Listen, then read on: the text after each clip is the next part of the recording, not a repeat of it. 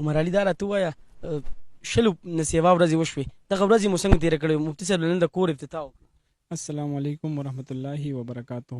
د ټولو لومبۍ خو زه ستاسو د ټولو ډېر زیات شکرګزار یم چې مفتي صاحب زمونږ د غریب خانې ته راغی او زمونږ سره یې دومره مرسته وکړه. زه ستاسو ډېر زیات شکرګزار یم او ډېر زیات په تکلیف کې مې دا وخت تېر کړی دی. او یا محفل دا کلی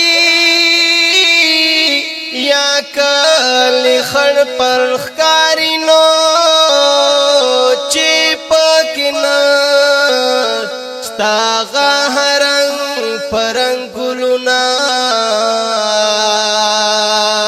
کې ان شاء الله میاش صبر براته کې خیری ښه امورکې ته به هم تسلی ورکې ډاډ بوله ورکې زمونږ هم مور ده او مونږ خپل میندې هم لرو او هر انسان دې په خپل ځان راولي چې زما مور هغه پردي کور ته شپې لځي چې په ما باندې به دا ورځ څنګه تېرېږي. دا ډېره ګرانه مرحله وي.